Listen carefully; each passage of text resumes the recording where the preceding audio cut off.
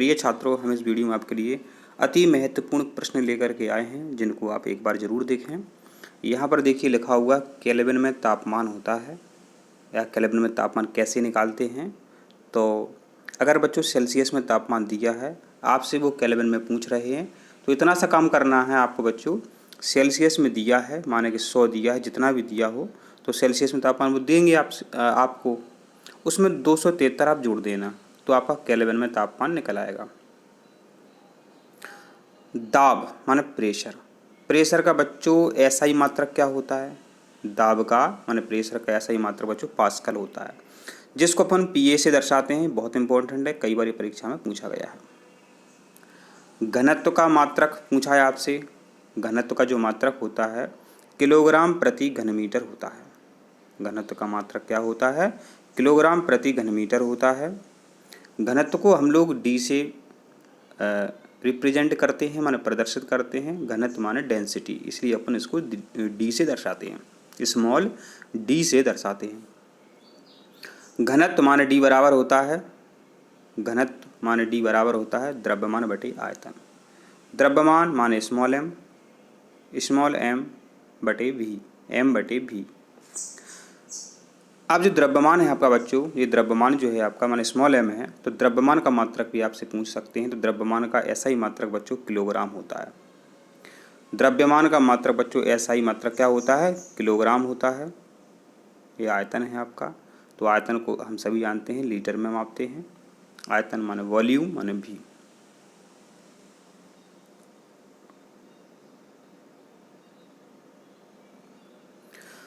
अब है Robert boil के मुख से सबसे पहले तत्व शब्द निकला था। आपने तत्व सुना होगा, जो 118 तत्व हैं। तो सबसे पहले इनको तत्व किसने कहा? तो रॉबर्ट बॉयल ने कहा था। रॉबर्ट बॉयल के मुख से सबसे पहले बच्चों तत्व शब्द निकला था। तो ये आपको अच्छे से याद हो गया है। कोलाइड क्या है, इस पर प्रश्न बनता है। जो कोलाइड के उदाहरण है वो हम आपको बता रहे हैं। दूध है, रक्त है, स्याही है, स्टार्च विलयन है। दूध, रक्त, स्याही और स्टार्च विलयन जो हैं कोलाइड की भांति व्यवहार करते हैं। कोलाइडी विलयन होते हैं, विलयन होते हैं, निलंबन होते हैं। ठीक है, तो कोलाइड के आपसे पूछेंगे तो इसको याद कर लो, ये कई बार परीक्षा में आया है। और आपको पता ही है कि रक्त भी एक कोलाइडी विलयन है। तो रक्त से नशीले पदार्थों को बच्चों क्रोमेटोग्राफी तकनीक से अलग करते हैं। एक तकनीक होती है क्रोमेटोग्राफी, इसमें एक पेपर होता है, उससे हम रंगों को अलग कर सकते हैं। हम प्रैक्टिकल करके आपको एक बार बता देंगे कभी भी।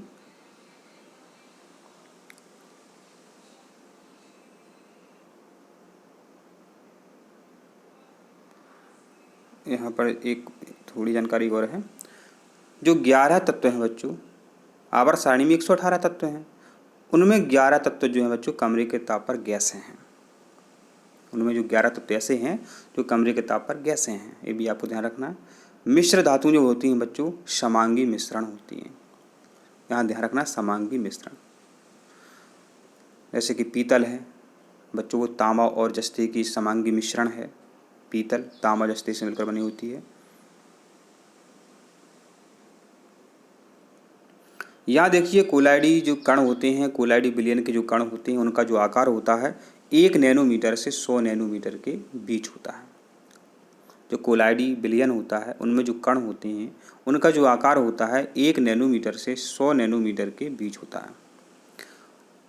इनके कणों का आकार बच्चों निलंबन से छोटा होता है, ये भी कई बार पूछ लेते हैं। कोलाइडी कणों का जो आकार है निलंबन से छोटा होता है। माने ये हुआ कि निलंबन के जो कण हैं, निलंबन के कणों का जो आकार है वो कोलाइडी विलयन से तो बड़ा है, इसलिए तो यहाँ लिखा है कि निलंबन से छोटा होता है लेकिन विलयन से बड़ा होता है।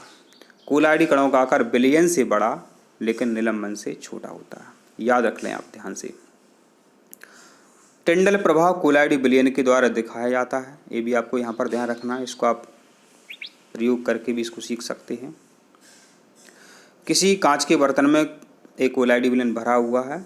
एक तरफ आपने क्या टॉर्च जलाई, तो टॉर्च आपने जलाई तो जो प्रकाश किरणों का जो मार्ग है वो चमकता है, ये टिंडल प्रभाव कहलाता है। अंधेरा कमरा हो और उसमें कहीं से अगर रोशनी आ रही है तो आपको चमकते हुए कण दिखाई दे जाते हैं, वो बच्चों टिंडल प्रभाव कहलाता है। ये कब होता है? कोलाइडी विलयन के कणों के द्वारा होता है। ठीक है, तो कोलाइडी विलयन के द्वारा ये दिखाया जाता है। कोलाइड विलयन कौन कौन होते हैं हमने आपको बता दिया। दूध, रक्त, स्याही, स्टार्च विलयन माने आप दूध भर के देख लो, टॉर्च जलाइए, रक्त भर के देख लो, टॉर्च जलाओ, स्याही भरो, टॉर्च जलाओ, स्टार्च विलयन भरो, टॉर्च जलाओ, तो आपको एक विशेष प्रकार की चमक दिखाई देती है। डाई के घटक रंगों को क्रोमेटोग्राफी विधि से अलग किया जाता है। जो डाई हैं, जो डाई के घटक रंग हैं, उनको क्रोमेटोग्राफी विधि से अलग किया जाता है। क्रोमेटोग्राफी ऐसी तकनीक है बच्चों जिससे डाई के घटक रंगों को अलग कर देते हैं। डाई माने रंग, इसको हम स्कूल में आपको प्रयोग करके दिखा देंगे।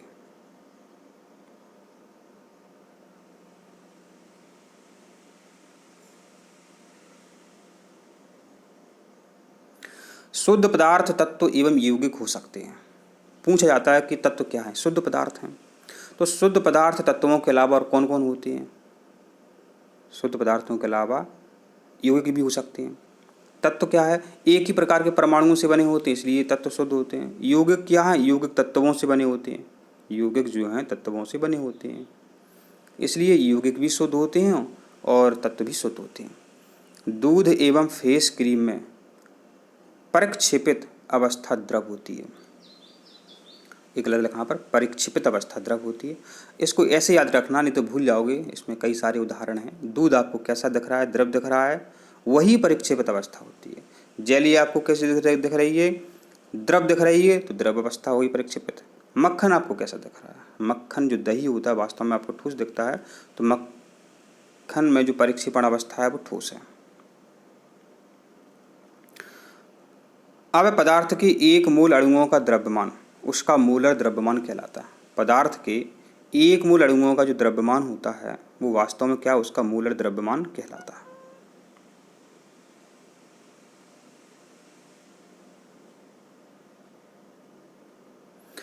IUPAC का नाम कभी कभी पूछ लेते हैं। IUPAC, आई से इंटरनेशनल, यू से यूनियन ऑफ, IUA मैंने ऑफ, ये हो जाएगा IUPAC। P से प्योर, A से अप्लाइड और C से केमिस्ट्री। IUPAC। स्थिर अनुपात का नियम जो है लेबोजियर ने दिया था। स्थिर अनुपात का जो नियम दिया था वो किसने दिया था? लेबोजियर ने दिया था।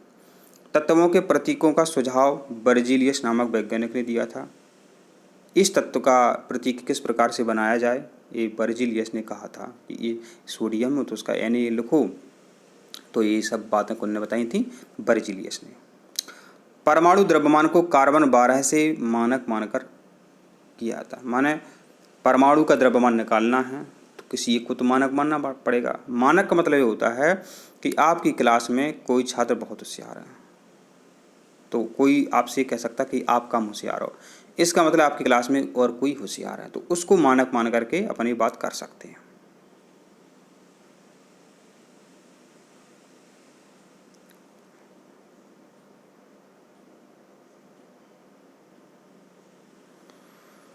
ये इंपॉर्टेंट है।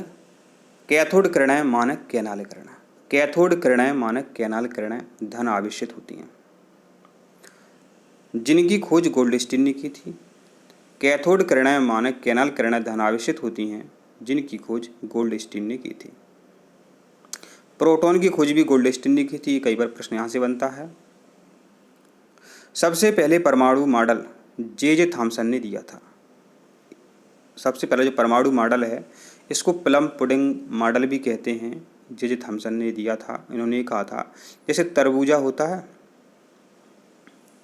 तरबूज जानते होंगे, तो उसमें जो तरबूजे के बीज होते हैं, ऐसे ही जो परमाणु होता है उसमें इलेक्ट्रॉन उन बीजों के समान ही उसमें लगे रहते हैं। तो सबसे पहले परमाणु मॉडल जो है जे थॉमसन ने दिया था। प्लम पुडिंग मॉडल भी कहते हैं इसको।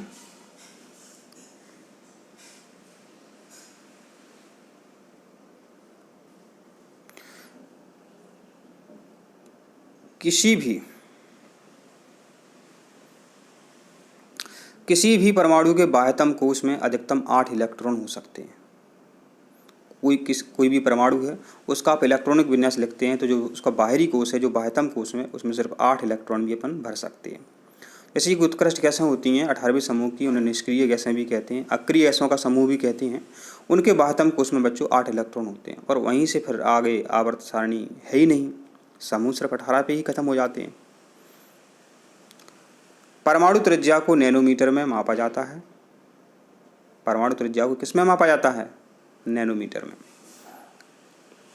परमाणु माने एटम, परमाणु माने एटम, ए माने नहीं, टम माने काटना। तो परमाणु एटम शब्द जॉन डाल्टन ने दिया था।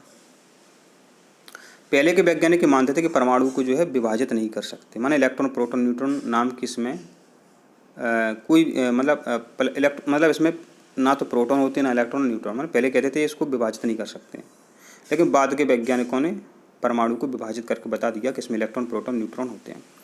परमाणु की त्रिज्या लगभग 10⁻⁻10 नैनोमीटर होती है। इम्पोर्टेंट है, यहाँ पे मीटर लिखा हुआ है, सही मीटर ही है। परमाणु की त्रिज्या लगभग 10⁻10 मीटर होती है, जबकि नाभिक की त्रिज्या 10⁻15 मीटर होती है। अगर ऐसा पूछ लें ऑप्शन में रहे कि परमाणु की त्रिज्या को किस में मापते हैं, मीटर, नैनोमीटर, ऐसे, तो तब आपका नैनोमीटर सही रहेगा।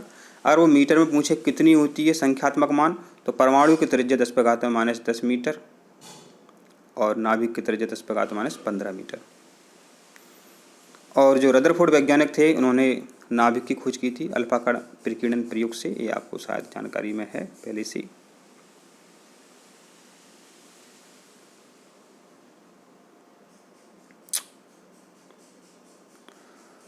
हाइड्रोजन परमाणु की त्रिज्या 10⁻10 मीटर होती है। अभी अपन चर्चा कर रहे थे कि परमाणु की त्रिज्या कितनी होती है और नाभिक की त्रिज्या कितनी होती है। तो परमाणु की त्रिज्या 10⁻10 मीटर होती है और नाभिक की त्रिज्या 10⁻15 मीटर होती है। यहाँ हाइड्रोजन परमाणु की बात हो रही है, तो हाइड्रोजन परमाणु की त्रिज्या जो है 10⁻10 मीटर होती है।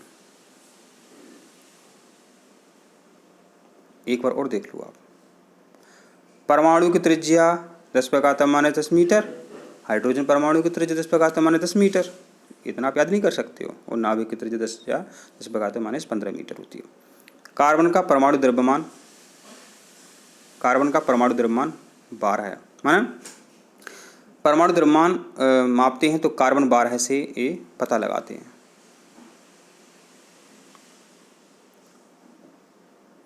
मानक है कार्बन 12। हेनरी बैकुरल रेडियोधर्मिता से संबंधित हैं। जो हेनरी बैकुरल हैं वो रेडियोधर्मिता से संबंधित हैं। नाभिक की भौतिकी का जनक रदरफोर्ड को माना जाता है। और इलेक्ट्रॉन का अब और हैं आपके,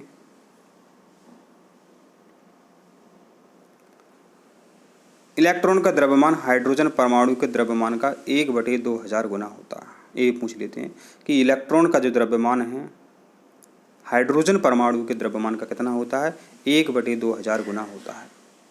इस तरीके से हमने आपको सभी इंपॉर्टेंट क्वेश्चन समझा दिए हैं। आशा करते हैं आपको बातें समझ में आई हैं। तो आप वीडियो को लाइक करें, चैनल को सब्सक्राइब करें। धन्यवाद।